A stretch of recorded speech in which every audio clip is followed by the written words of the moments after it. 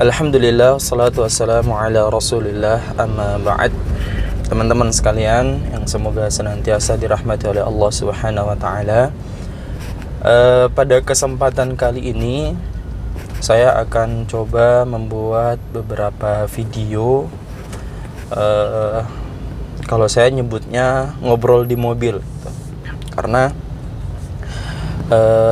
umumnya kita ketika melakukan suatu perjalanan, khususnya menggunakan mobil, kalau kita sendirian di mobil itu biasanya untuk menemani perjalanan kita memutar audio gitu, entah itu radio atau kajian atau podcast, hal-hal yang menurut kita menarik atau bermanfaat untuk bisa menemani perjalanan kita karena kita sendiri.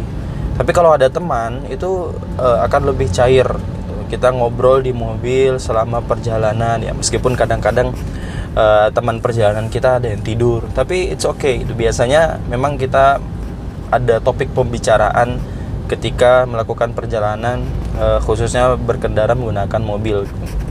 Maka saya juga seperti itu ya. Ketika berangkat ke kantor atau pulang ke kantor selalu memutar audio, entah itu nasyid atau itu podcast atau kajian. Paling sering sih podcast ya, yang menurut saya menarik untuk didengarkan, yang ada isinya, yang ada ilmunya. Untuk saya dengarkan menemani perjalanan saya dari rumah ke kantor atau dari kantor ke rumah, atau ketika saya ada perjalanan dinas ke suatu tempat gitu. Maka terfikir di benak saya, kenapa saya nggak buat video? Kan gampang gitu ya, tinggal taruh kamera di sini, kemudian coba ngobrol santai ya, seolah-olah lagi melakukan perjalanan bersama seorang teman di samping, kemudian kita ngobrol di dalam mobil.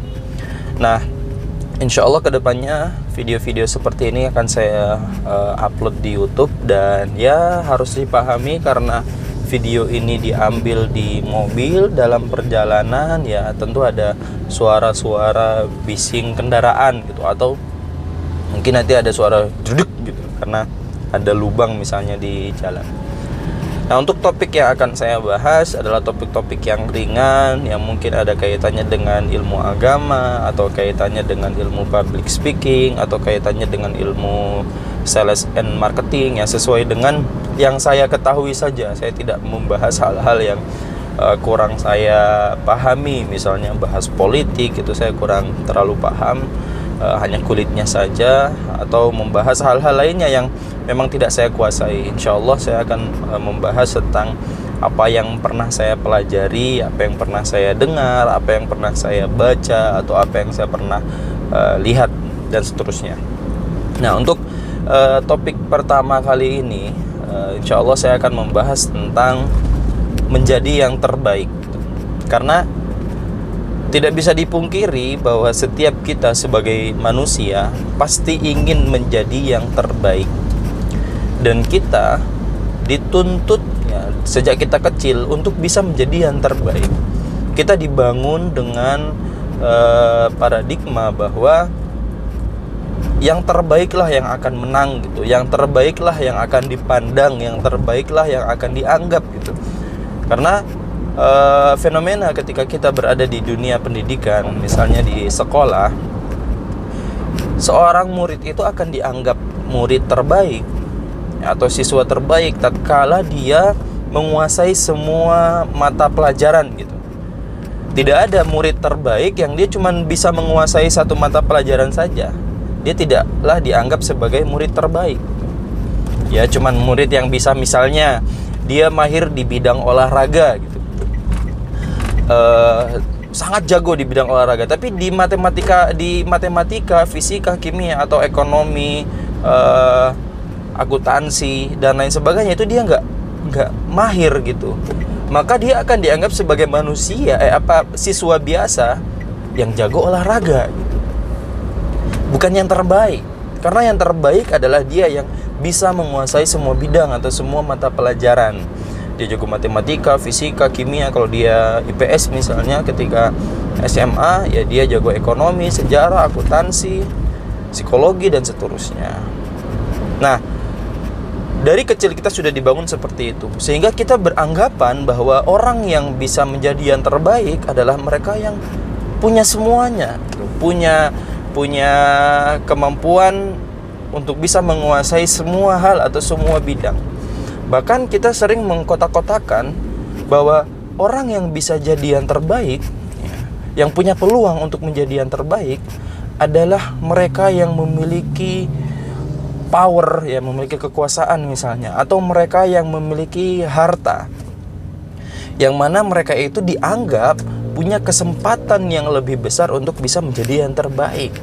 Karena apa? Karena kita dipertontonkan di media sosial, YouTube, Instagram, TikTok, Facebook dan lain sebagainya, bahwa orang yang punya harta lah yang unggul gitu. Umumnya ya, meskipun ada beberapa yang modalnya sedikit tapi bisa hebat gitu. Tapi umumnya, dan itu yang tersebar di tengah masyarakat kita, menganggap bahwa orang yang bisa jadi atau orang yang punya kesempatan untuk jadi yang terbaik adalah mereka yang kaya saja. Nah, lalu bagaimana Islam memandang fenomena ini? Apakah Islam juga menuntut umatnya untuk jadi yang terbaik di semua hal, di semua bidang, atau di semua ibadah gitu? Apakah Islam seperti itu atau bagaimana? Nah, sebelum saya ke sana, mungkin kita pernah mendengar atau membaca sebuah perkataan, kalimat dari seorang ilmuwan terkenal, Albert Einstein, yang mana dia mengatakan bahwa kalau kita menilai ikan, ya kurang lebih ya redaksinya adalah, kalau kita menilai seekor ikan dari bagaimana dia memanjat pohon, maka ikan itu akan hidup selamanya dan berpikir bahwa dia adalah ikan yang bodoh. Jadi kalau kita menilai seekor ikan dari bagaimana dia memanjat pohon, maka ikan tersebut akan hidup selamanya dan berpikir selama hidupnya bahwa dia itu adalah ikan yang bodoh. Nah, itu pula yang akan terjadi di kehidupan kita. Kalau kita menilai seseorang ya, dengan sesuatu yang tidak dia kuasai, dengan sesuatu yang bukan bidangnya, dengan sesuatu yang tidak dia mampu, maka dia akan hidup dengan terus merasa bahwa dia bodoh. Ya, contoh orang yang ahli di bidang olahraga misalnya, dan dia kurang mahir di bidang yang lain, misalnya ilmu pengetahuan yang lain, matematika, IPA dan seterusnya. Kita bandingkan dia, kita nilai dia dari bagaimana cara dia berhitung, bagaimana cara dia berpikir analitik. Seperti seorang ilmuwan, maka dia akan menganggap bahwa dia bodoh. Tapi kalau kita menilai dia dari bagaimana dia berolahraga, misalnya sepak bola, bagaimana dia bisa menggocek lawannya, bagaimana dia menendang bola dengan baik dan benar, bagaimana dia bisa mencetak gol dan seterusnya, maka kita nilai dia dari bagaimana cara dia atau bagaimana kemampuan dia, keahlian dia atau bidang yang dia kuasai. Atau misalnya dia seorang kiper gitu, udah dalam lingkungan sepak bola itu sendiri ya, dia seorang kiper. Ya jangan menilai dia dari berapa banyak gol yang dia ciptakan, berapa banyak gol yang dia cetak gitu. Tapi nilailah dia dari seberapa banyak tendangan yang bisa dia halangi, ya, save yang dia buat gitu ketika pertandingan gitu. Berapa banyak tendangan ke arah gawang yang dia batalkan untuk bisa menjadi gol. Nah, seperti itulah harusnya kehidupan kita. Nah, kembali lagi tadi, bagaimana sebenarnya Islam memandang hal tersebut. Ya, tadi apakah Islam itu juga memerintahkan umatnya untuk mahir di segala ibadah ataukah tidak? Nah, teman-teman sekalian yang semoga senantiasa dirahmati oleh Allah Subhanahu wa taala. Kalau kita melihat dalil-dalil ya, kita coba kulik ya satu persatu dalil dari Nabiullah Muhammad SAW. Mungkin dari yang umumnya terjadi atau dianggap oleh masyarakat tadi, bahwa orang kaya itu paling punya banyak kesempatan untuk menjadi yang terbaik. Nah, Nabiullah Muhammad SAW bersabda, khairukum man at'ama ta'ama. Sebaik-baik kalian atau orang yang terbaik di antara kalian adalah dia yang suka memberi makan kepada orang lain. Nah, dalam konteks ini, dalam konteks hadis ini, orang yang mampu untuk bisa menjadi yang terbaik berdasarkan hadis ini adalah mereka yang dalam tanda kutip punya kelebihan harta. Kenapa? Untuk memberikan makanan kepada orang lain butuh modal, butuh uang, atau butuh makanan itu sendiri untuk kita bagikan kepada orang lain. Nah, ini umumnya bisa diambil oleh orang-orang yang punya kelebihan harta. Meskipun ya orang yang tidak punya harta yang banyak juga bisa menjadi yang terbaik dalam konteks hadis ini. Misalnya di desa-desa kita gitu ya, di kampung-kampung kalau masak ya sedikit, ya tetap bisa berbagi ke tetangga-tetangganya. Tapi umumnya untuk bisa berbagi makanan kepada orang lain adalah dengan menggunakan kelebihan harta kita. Nah, lalu pertanyaannya, orang miskin gimana? Apakah dia punya kesempatan menjadi yang terbaik? Padahal kalau dia mengikuti konteks hadis ini, maka untuk menghidupi keluarganya sendiri saja dia masih susah gitu. Untuk memberi makan dirinya dan keluarganya saja dia masih susah. Gimana mau memberikan makanan kepada orang lain gitu. Nah, apakah dia masih punya kesempatan untuk jadi yang terbaik? Nah, maka dilihat konteks, maka dilihat dalil yang lain. Jangan menggunakan dalil yang ini. Ada dalil dari Nabi Muhammad SAW yang mana beliau bersabda, khairukum ahsanukum qada'ah. Nah, sebaik-baik kalian adalah yang paling baik tatkala membayar hutang. Ya. Sebaik-baik kalian adalah yang paling baik tatkala membayar hutang atau dalam membayar hutang. Nah, kalau kita melihat fenomena di tengah masyarakat kita, umumnya orang yang kurang mampu itu memiliki hutang, meskipun tidak semuanya. Makanya saya bilang umumnya, karena di zaman sekarang ini orang yang mampu secara finansial juga punya hutang gitu, punya kartu kredit, cicilan mobil, cicilan rumah dan seterusnya gitu, punya hutang. Nah, tapi umumnya yang punya hutang itu orang yang kurang mampu. Nah, orang yang kurang mampu yang untuk menghidupi keluarganya dan dirinya saja, untuk memberi makan dirinya dan keluarga itu dia susah payah, dan tatkala dia punya hutang maka dia punya kesempatan untuk jadi yang terbaik. Gak harus punya harta. Justru dalam kondisi itu dia adalah orang yang membutuhkan harta, betul ya, membutuhkan uang gitu. Tapi dia bisa jadi yang terbaik dengan menggunakan hadis atau dalil Nabi Muhammad SAW, khairukum ahsanukum qada'ah. Dan sebaik-baik kalian adalah yang paling baik dalam membayar hutang. Yang baik dalam membayar hutang ini cukup panjang ya pembahasannya. Ini bisa dengan mengikuti tempo sesuai perjanjian. Kalau misalnya tidak mampu membayar sesuai tanggal yang sudah ditentukan, maka mengabari sebelum hari itu datang dan seterusnya. Nah, jadi dengan dua hadis ini saja kita sudah bisa menyimpulkan bahwa semua orang punya kesempatan untuk jadi yang terbaik. Kalau dia punya kelebihan harta, maka dia bisa jadi yang terbaik menggunakan dalil yang pertama, khairukum man at'ama ta'ama. Sebaik-baik kalian adalah dia yang senang memberi makan kepada orang lain. Atau kalau dia nggak punya banyak harta sehingga mungkin dia punya hutang, maka jadilah yang terbaik tatkala membayar hutang agar dia bisa menjadi yang terbaik, manusia yang terbaik. Khairukum ahsanukum qada'ah. Sebaik-baik kalian adalah yang paling baik tatkala membayar hutang. Nah, teman-teman sekalian yang semoga senantiasa dirahmati oleh Allah Subhanahu wa taala, dalil yang lain misalnya, khairukum man ta'allama al-Qur'ana wa 'allamahu. Sebaik-baik kalian adalah yang mempelajari Al-Qur'an dan mengajarkannya. Ini cukup populer di tengah masyarakat kita dalil ini ya. Nah, untuk bisa menjadi yang terbaik dalam konteks hadis ini adalah dia yang mempelajari Al-Qur'an dan mengajarkannya. Artinya apa?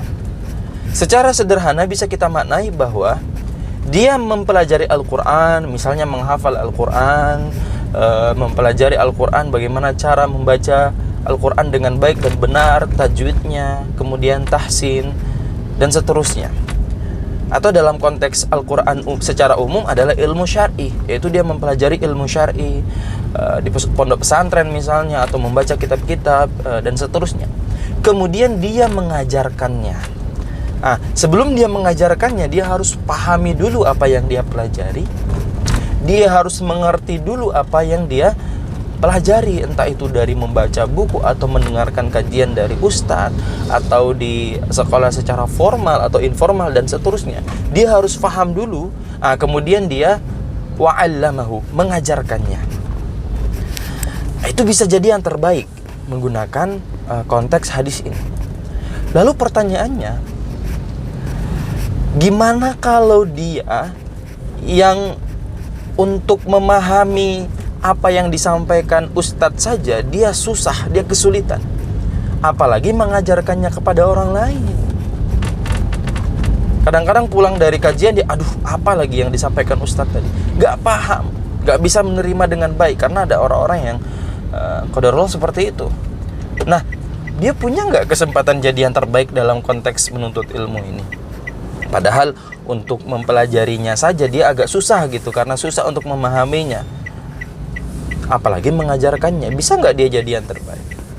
Bisa, teman-teman sekalian. Yaitu menggunakan dalil yang lain. Nabi Allah Muhammad SAW bersabda, khairukum islaman ahasinukum idza faqihu. Sebaik-baik kalian Islamnya adalah dia yang akhlaknya paling baik tatkala menuntut ilmu. Ada yang kurang dari dalil tadi. Khairukum islaman ahasinukum akhlaqan idza faqihu. Sebaik-baik kalian Islamnya adalah tatkala dia baik akhlaknya tatkala menuntut ilmu. Maka kalau dia tidak punya kemampuan untuk bisa memahami apa yang disampaikan oleh ustadz dengan baik, apa yang dia baca tidak bisa dia pahami, apalagi dia sampaikan kepada orang lain, khairukum man ta'allamal Qur'ana wa 'allamahu, maka jangan gunakan dalil itu untuk jadi yang terbaik. Dia gunakan dalil yang lain, khairukum islaman ahasinukum akhlaqan idza faqihu. Sebaik-baik kalian keislamannya adalah yang paling baik akhlaknya tatkala dia menuntut ilmu. Maka meskipun dia tidak bisa memahami apa yang disampaikan ustadz misalnya, maka dia berikan akhlak yang terbaik, berikan adab yang terbaik tatkala menuntut ilmu. Misalnya duduk mendekati ustadz, kemudian mencatat apa yang disampaikan, fokus mendengarkan ustadznya, maka itu salah satu di antara adab di dalam menuntut ilmu. Maka meskipun dia nggak paham dengan apa yang disampaikan ustadz, kemudian apalagi mengajarkannya, maka dia menggunakan dalil ini untuk bisa menjadi yang terbaik, dengan akhlaknya yang paling baik, dengan menjadi akhlak yang paling mulia tatkala menuntut ilmu. Maka berdasarkan 4 dalil ini dan masih banyak dalil yang lain terkait dengan bagaimana Islam memerintahkan kita untuk jadi yang terbaik, bahwa Islam itu tidak memerintahkan kita untuk menjadi yang terbaik di semua bidang ibadah, dengan catatan yang wajib-wajib, yang rukun-rukun sudah kita laksanakan, ya sholat, puasa, zakat dan seterusnya itu sudah kita laksanakan. Kemudian kalau kita ingin menjadi yang terbaik, tidak perlu semua amal ibadah yang sunnah-sunnah kita lakukan. Ya meskipun akan lebih utama lagi kalau kita bisa melakukan semuanya, tapi kalau tidak, maka kita bisa menjadi yang terbaik sesuai dengan kemampuan kita. Ya mudah-mudahan bisa dipahami, dan saya juga bisa istiqomah untuk bisa membuat video seperti ini, ngobrol di mobil, dan mudah-mudahan bermanfaat dan bisa kita amalkan di dalam kehidupan sehari-hari. Wassalamualaikum warahmatullahi wabarakatuh.